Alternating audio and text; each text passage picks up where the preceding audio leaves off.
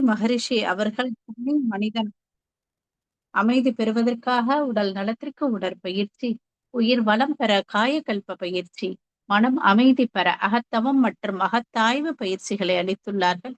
இத்தகைய சிறப்பான மனவளக்கலை என்னும் வாழ்க்கை கல்வியை உலக சமுதாய சேவா சங்கம் ஸ்கை யோகா இணைய வழியே 12 நாட்கள் அடிப்படை பயிற்சியாகவும் அதனைத் தொடர்ந்து 4 மாதங்கள் சான்றிதழ் கல்வியாகவும் நம் இல்லம் தேடி வந்து அளித்து வருகின்றது.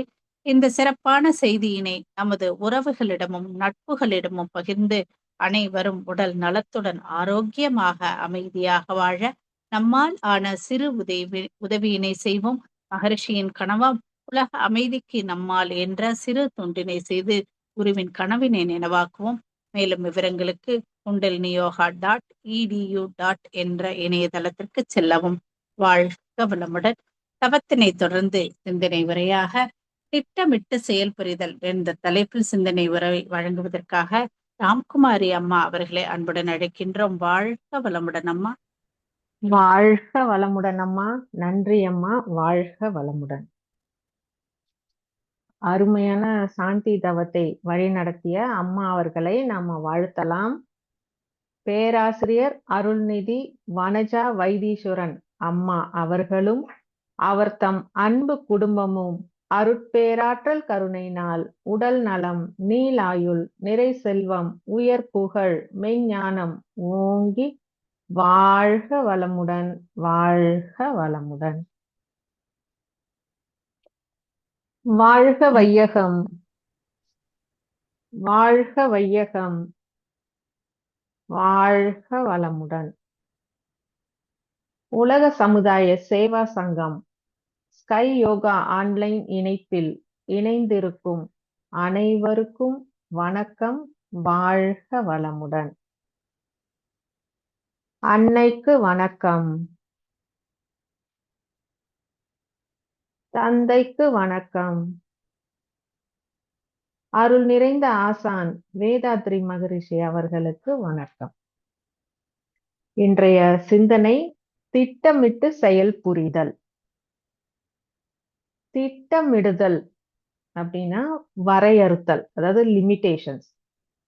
அப்ப அந்த வரையறுத்தல் அப்படின்னா என்னன்னா, நம்ம ஒரு செயலை செய்ய போறோம். அப்ப அதுக்குள்ள நம்ம என்ன செய்ய முடியும், அதுதான் பிளானிங். இப்ப இவ்வளவுதான், இதுக்குள்ள நம்ம என்ன செய்ய முடியும் அப்படிங்கிறது தான் அந்த திட்டமிடுதல். இப்ப எக்ஸாம்பிளுக்கு சொல்லணும் அப்படின்னா, இப்ப வீட்டுல ஏதோ ஒரு ஆல்ட்ரேஷன் ஒர்க் பண்றோம்னு வைங்க. ஸோ நம்ம வீட்டை சுத்தி காம்பவுண்ட் வால் போட்டிருப்போம்.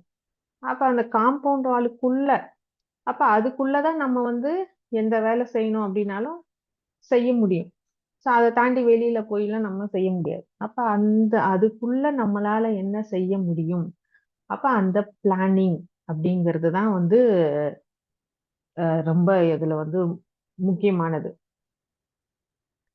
சரி, இப்ப அந்த திட்டமிட்டு இப்ப எந்த ஒரு செயலை செஞ்சாலுமே திட்டமிட்டு ஆராய்ந்து செயல் விளைவு தத்துவம் புரிந்துதான் நாம செயலை செய்யணும்.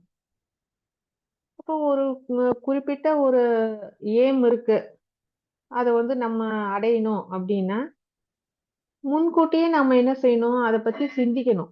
அப்ப நம்ம அந்த செயலை எப்ப செய்ய போறோம் அப்படின்னு முன்னாடியே சிந்திக்கணும். என்னென்ன செய்ய போறோம் அப்படிங்கிறத வரிசைப்படுத்தி வச்சுக்கணும். அதுக்கு வேண்டிய வழிமுறைகள், தீர்மானங்கள் என்ன அப்படிங்கிறதையும் நாம முன்னாடியே யோசிக்கணும். அப்ப அந்த செயலை செய்யறதுக்கு என்ன செய்யணும், எப்படி செய்யணும், எப்ப செய்யணும், அது யார் செய்யணும். அப்ப அந்த மாதிரி திட்டமிட்டு நாம செயலை செய்யும் போது அந்த செயல்ல நல்லா நம்மளால செஞ்சு செய்ய முடியும். இப்ப அதுக்கு ஒரு எக்ஸாம்பிள் எடுத்துக்கலாம். இப்ப காலேஜ்ல கான்ஃபரன்ஸ் நடக்குதுன்னு வச்சுக்கோங்க.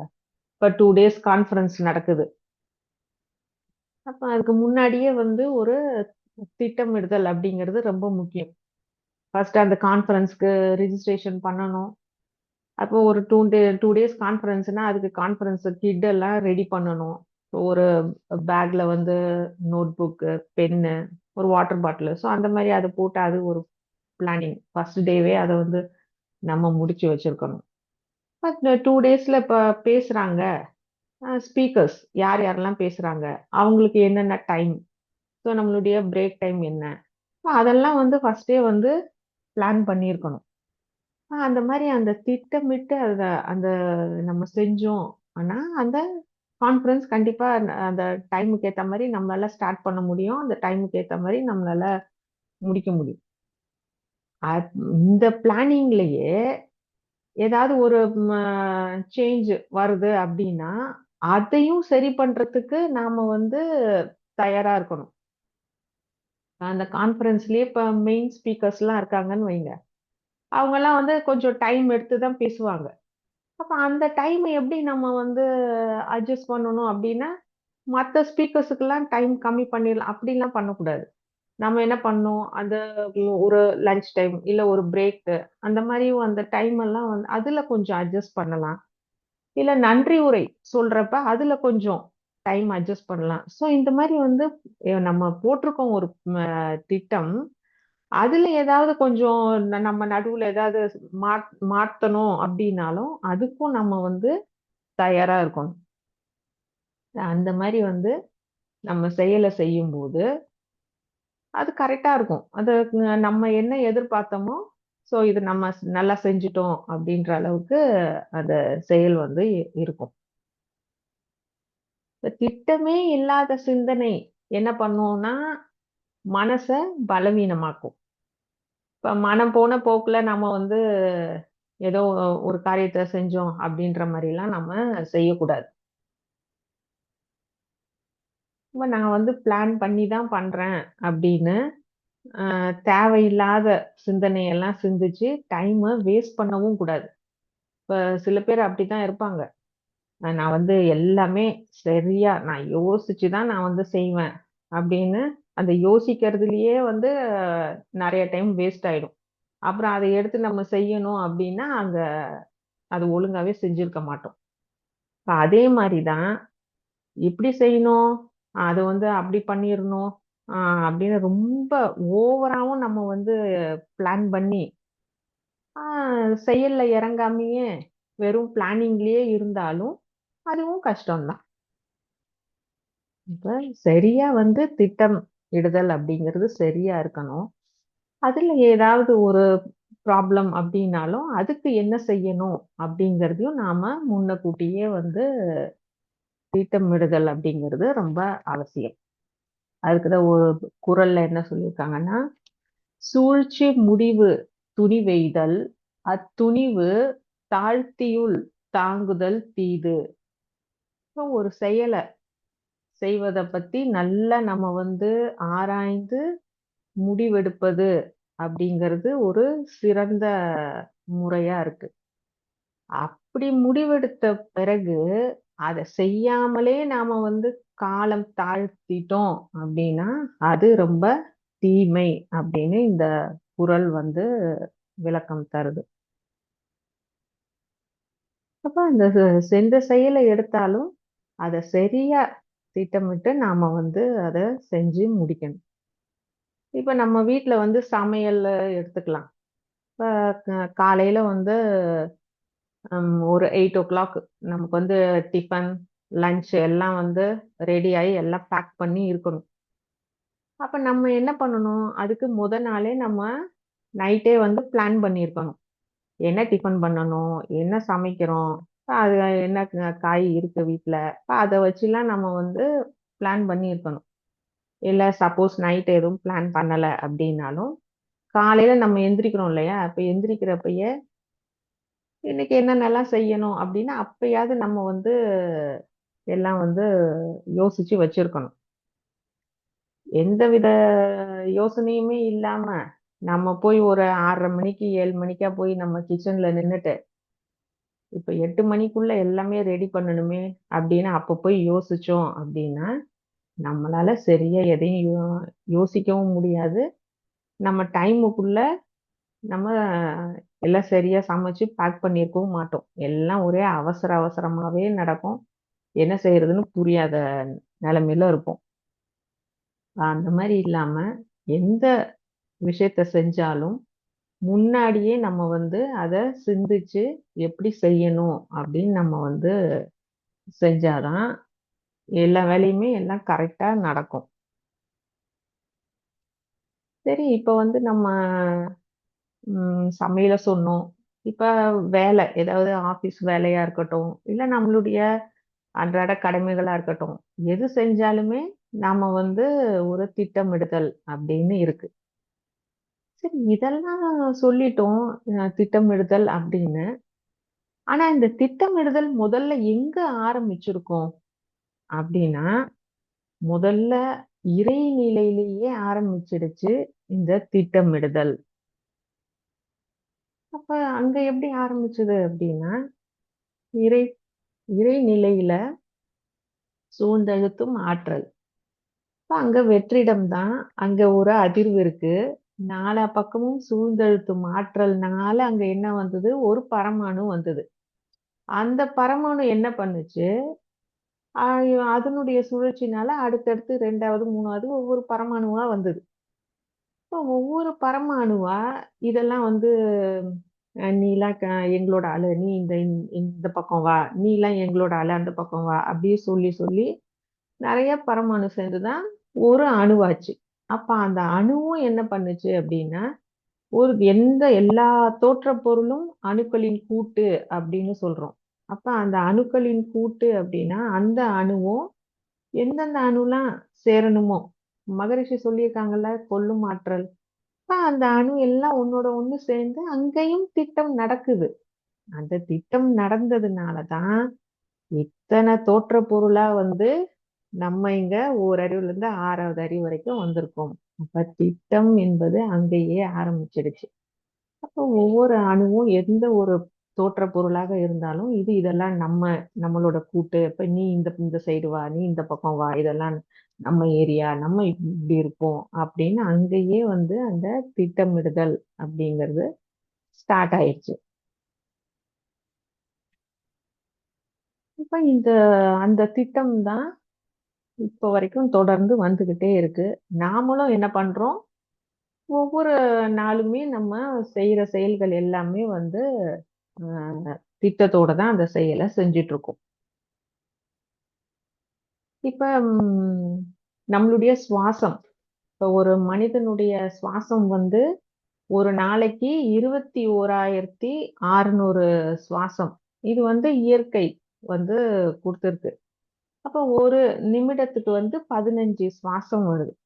இந்த மாரி சுவாசம் இருந்தா, அப்ப ஒரு மனிதனுடைய வாழ்நாள் 120 ஆண்டுகள்.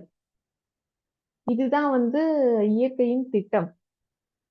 ஆனா நம்ம வந்து ஒரு நிமிஷத்துல 15 சுவாசம் தான் இருக்கா அப்படின்னா சொல்ல முடியாது. ஏன்னா, நம்ம கோவப்படுறோம், கத்துறோம், யாரையாவது திட்டுறோம். அப்ப அந்த எக்ஸஸ் ஆஃப் த பிரீத் தான் இருக்கு. அப்ப அந்த சுவாசம் அதிகமாகும்போது என்ன ஆகுது அப்படின்னா, அங்க இந்த ஆயுட்காலம் கம்மியாகுது. 120 ஆண்டுகள் அப்படிங்கிறது குறைஞ்சுகிட்டே வருது. இப்ப இயற்கையினுடைய திட்டம் வேற மாரி இருக்கு. ஆனா நம்ம என்ன பண்றோம்? எக்ஸஸ் ஆஃப் த பிரீத் எடுத்து நம்ம கம்மி பண்ணிட்டோம். அ அதுக்கு தான் சொல்லுவாங்க, "பதறிய காரியம் சிதறாது, பதறாத காரியம் பதறிய காரியம் சிதறும், பதறாத காரியம் சிதறாது" அப்படின்னு. அப்ப அங்கேயும் வந்து திட்டமிடுதல் அப்படிங்கிறது இருக்கு. நம்ம எந்தவித அ செயல செஞ்சாலும், அங்க வந்து எந்த பதட்டமும் இல்லாம நிதானமா செஞ்சோம் அப்படின்னா, அங்க எல்லாமே நம்ம சரியா செஞ்சிருப்போம்.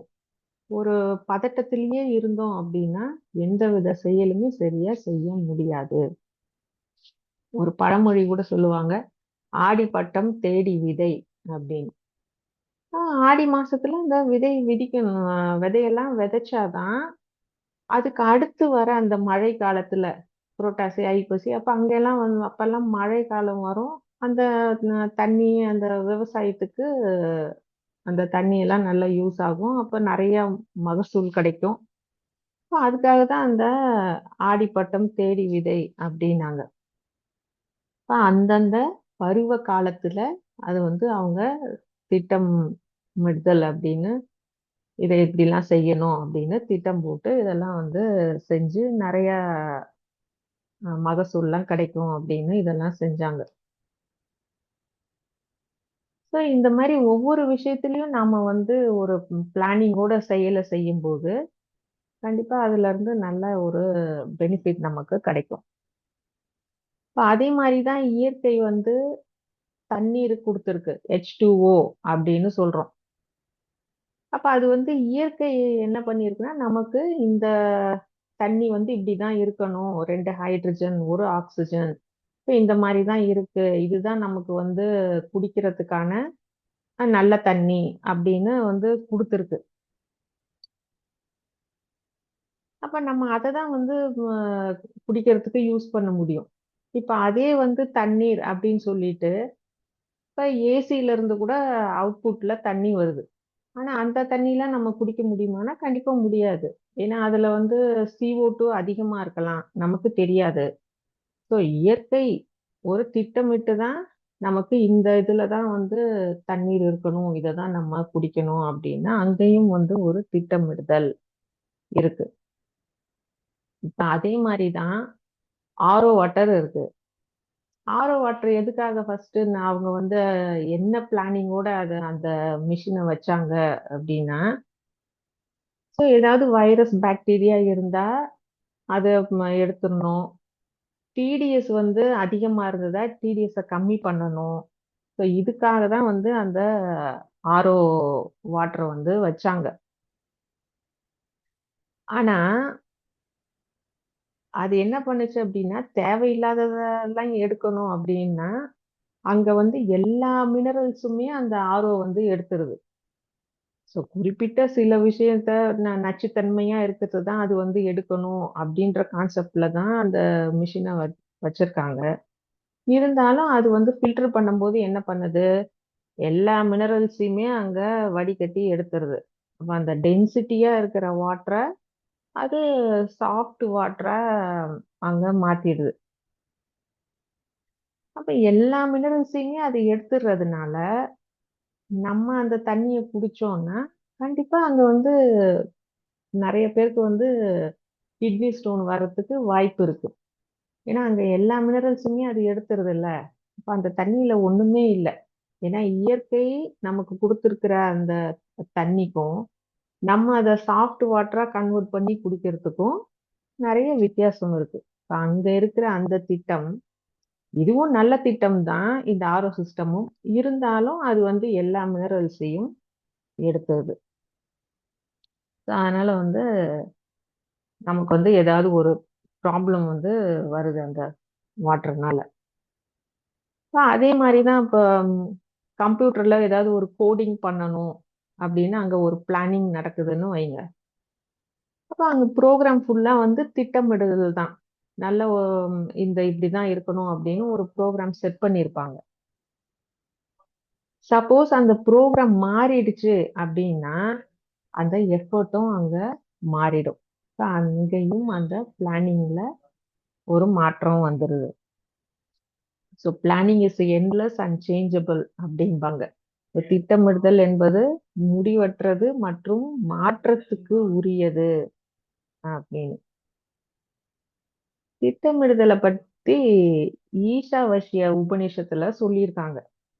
திட்டமிடுதல் அப்படின்னா ஒருவர் இந்த உலகில் 100 ஆண்டுகள் வாழ விரும்பினால் அவர் தனது செயல்களை முழுமையாக திட்டமிட்டு விழிப்புணர்வோடு செயல்பட வேண்டும் அப்படின்னு இந்த உபநிஷத்தை சொல்லுது. அதே மாதிரி எந்த பலனையும் எதிர்பார்க்காம பற்று இல்லாம கடமையை செய்யணும் அப்படின்னு சொல்றாங்க. இந்த திட்டமிடுதல் அப்படிங்கிறது நம்ம சொன்ன மாதிரி அங்க இறைநிலையில இருந்தே வந்ததுதான். அதனால அதை பத்தி நிறைய உபநிஷத்துலயும் நிறைய சொல்லியிருக்காங்க. இதுக்கான ஒரு கதைய பார்க்கலாம். எப்பவுமே வந்து இயற்கை நீதி என்ன அப்படின்னா 60 வருஷத்துக்கு ஒரு தடவை வந்து ஒரு கடும் பஞ்சம் வரும். அதுக்கப்புறம் 30 வருஷத்துக்கு ஒரு தடவை ஒரு பாதி அளவுல ஒரு பஞ்சம் வரும். அதே 15 வருஷத்துக்கு ஒரு தடவ சும்மா ஒரு ஏதோ ஒரு வகையில பஞ்சம் வரும். இப்ப இதுதான் வந்து இயற்கை நீதி அப்படிங்கிறாங்க. இப்ப அதே மாரி தான் ஒரு நாட்ல வந்து இந்த மாரி ஒரு பஞ்சம் வந்துருச்சு. அப்ப அந்த நாட்டு ராஜாக்கு வந்து ஒண்ணுமே ம புரியல. நம்ம வந்து செழுமையான நாடு தான். எல்லாமே நல்லா தான் இருக்கு. எப்படி இப்படி திடீர்னு இந்த மாரி ஒரு பஞ்சம் வந்தது? இத எப்படி சரி பண்றது? அப்படின்ட்டு அவரு வந்து நெறைய திட்டம்லாம் யோசிக்கிறாரு. இத எப்படி சரி பண்றது? அப்படின்னு. அவருக்கு வந்து ஒண்ணும் புரியல. எவ்வளவு வந்து யோசிச்சாலும், இத எப்படி செயல்படுத்துறது அப்படிங்கிறதுல அவருக்கு ஒரு டவுட் இருந்துட்டே இருக்கு. சரி நம்ம போயிட்டு யாராவது பெரியவங்க கிட்ட கேட்கலாம் அப்படின்னு போய் பார்க்குறாரு. அப்ப அங்க வந்து ஒரு துறவி இருக்காரு. அவரு தான் வந்து சொல்றாரு. இந்த மாரிலாம் பஞ்சம் வர்றது வந்து நார்மலான விஷயம் தான். ஆனா நம்ம வந்து அத எப்படி சரி பண்றது அப்படிங்கிறத நம்ம தான் வந்து ஏதாவது ஒரு திட்டம் தீட்டி நம்ம வந்து அத செயல்படுத்தணும் அப்படின்னு. சரி ஏதாவது இருந்தா சொல்லுங்க அப்படின்றப்ப அவர் சொல்றாரு, இதுக்கு வந்து பெர்மனன்ட் சொல்யூஷனா ஒரு விஷயம் என்ன செய்யலாம் அப்படின்னா, நல்ல மழை பெய்யறப்ப இந்த ஆத்துக்கு அந்த பக்கம்லாம் வந்து நம்ம ஏதாவது அணை மாரி கட்டி வைப்போம். அப்ப அந்த சைடு அப்படிலாம் இருந்ததுன்னா, தண்ணி வந்து அங்க தேங்கி இருக்கும். நம்ம எல்லா காலத்துலயுமே வந்து தண்ணி வந்து யூஸ் பண்ணிக்கலாம். இது வந்து ஒரு பெர்மனன்ட் சொல்யூஷனா இருக்கும் அப்படிங்கிறாரு. சரி அப்ப அப்படியே பண்ணலாம் அப்படின்னு யோசிக்கிறாங்க. சரி ஒரு முடிவும் பண்ணிடுறாங்க. அப்ப அத எப்படி செய்றது? ஒரு அணை கட்டணும்னு முடிவு பண்ணிட்டாங்க. ஆனா அத எப்படி செய்றது? அதுக்கு ஆளுங்க தேவ. அது பிளான் பண்ணணும். எப்படி கட்டுறது அப்படின்னு. அந்த துறவி சொன்னாரு, "நான் அந்த அணைலாம் கட்டணும் அப்படின்னா, அந்த 2 சைடும் ஓரத்துலலாம் மரம்லாம் வைக்கணும். அதுவும் வந்து ரொம்ப முக்கியம்." அப்படின்னு அந்த மாரி நெறைய விஷயங்கள் வந்து அவரு சொல்றாரு. சரி அத எப்படி கட்டுறது? அதுக்கான தேவையான ஆட்கள ரெடி பண்ணணும். வேலைய எப்ப தொடங்கணும்? எப்ப முடிக்கணும்? அது எல்லாமே வந்து பிளான் பண்றாங்க. அவர் ராஜா வந்து அவங்க ம் அரண்மனையில வந்து எல்லாரையும் கூப்ட்டு ஒரு டிஸ்கஷன் பண்றாங்க. எப்படி இத வந்து செய்யலாம் அப்படின்னு. அப்ப ஒவ்வொருத்தரும் ஒவ்வொரு கருத்துக்கள சொல்றாங்க. இந்த மாரி செஞ்சா நல்லாருக்கும். எந்த கஷ்டமும் இருக்காது ஃபியூச்சர்ல அப்படின்னு. சரி ஓகேன்ட்டு அவங்களும் வந்து வேலைய ஸ்டார்ட் பண்றாங்க. அதே மாரி நல்லா அவங்க எப்படி பிளான் பண்ணாங்களோ, அதே மாரியே அணைலாம் கட்டுனாங்க. மரங்கள்லாம் வச்சாங்க. அப்ப அப்படியே கொஞ்ச காலம் போயிட்டு இருந்தது. அதுக்கப்புறம் நல்ல மழை வந்தது. அங்க நெறைய தண்ணி இருந்தது. அப்புறம் நல்ல விவசாயம்லாம் நல்லா இருந்தது. அப்ப அவங்க திட்டமிட்டு செஞ்ச அந்த செயல்னால, நல்ல அதுக்கப்புறம் அங்க வந்து ஏதாவது ஒரு பஞ்சம் வந்தாலும், அத நம்மளால சமாளிக்க முடியும் அப்படின்ற இதுல அவங்க வந்து முன்கூட்டியே பிளான் பண்ணி, அத நல்லா செயல்படுத்துனதுனால நல்லா எந்த ஒரு பிரச்சனையும் இல்லாம இருந்தாங்க.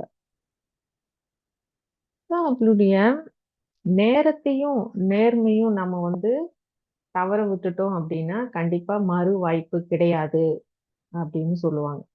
அதனால நம்மளுடைய அந்த திட்டமிடுதல் அப்டிங்கிறது ஒரு டைம் எடுத்து அதுக்குன்னு ஒரு திட்டம் விட்டுட்டு, அத செய்யல கண்டிப்பா உடனே நாம செய்ய ஆரம்பிக்கணும். நம்ம நெனச்சுட்டு இருப்போம். வெற்றி அப்டின்னா ரொம்ப ரொம்ப பெரிய சாதனைலாம் பண்ணி, நான் வந்து இதுல வெற்றி அடைஞ்சுட்டேன் அப்டிங்கிறத விட டே டு டே நம்மளுடைய ஆக்டிவிட்டீஸ்ல சின்ன சின்ன செயல்களா இருந்தாலும், நாம அத கரெக்ட்டா செஞ்சுட்டோம் அப்டின்னா, அதுவே நமக்கு வந்து மிகப்பெரிய வெற்றி தான். அந்த வெற்றி தான் என்ன ஆகும் அப்டின்னா, அடுத்த நாள் நம்ம செய்யற வேலைக்கு ரொம்ப இயல்பா நம்ம வந்து ஸ்டார்ட் பண்ண ஆரம்பிச்சுருவோம். ஏன்னா, இந்த முதல் நாள் செய்ற வேலைய எல்லாம் கரெக்ட்டா ஃபினிஷ் பண்ணிட்டோம் அப்டின்னா, அடுத்த நாள் ரொம்ப இயல்பா ஸ்டார்ட் ஆயிடும் வேலையெல்லாம். இப்ப இதே மாரி நம்ம தினமும் திட்டமிட்டு நம்ம செயல செஞ்சுகிட்டே இருந்தோம் அப்படின்னா, கண்டிப்பாக ஒரு நாள் மாபெரும் வெற்றியை பெற முடியும். அப்ப நம்ம அன்றாடம் நாம செய்யும் கடமையே திட்டமிட்டு செயல் புரிதல் தான். இப்ப இந்த மாதிரி செஞ்சோம் அப்படின்னா கண்டிப்பாக வாழ்வில் எப்பொழுதும் வெற்றிதான் என்று கூறி இன்றைய சிந்தனையை நிறைவு செய்கிறேன். வாழ்க வளமுடன், வாழ்க வளமுடன், வாழ்க வளமுடன். வாய்ப்பளித்த அனைவருக்கும் நன்றி. வாழ்க வளமுடன். வாழ்க வளமுடன் அம்மா. வாழ்க வளமுடன் அம்மா. ரொம்ப சிறப்பான விளக்கங்கள் அம்மா. திட்டமிடுறது எதுக்கு, எப்படி எல்லாம் திட்டமிடணும், எவ்வாறெல்லாம் திட்டமிடணும், திட்டமிடலைன்னா என்ன பிரச்சனை வருங்கிறதுக்கும் அதுக்கு ஒரு சரி, ரொம்ப சிறப்பாக இருந்ததுமா. நன்றிகள் அம்மா. வாழ்க வளமுடன். இன்று சிறப்பான சிந்தனை உரை அளித்த பேராசிரியரை வாழ்த்தி மகிழ்வோம். பேராசிரியர் அருள்நிதி ராம்குமாரி அம்மா அவர்கள்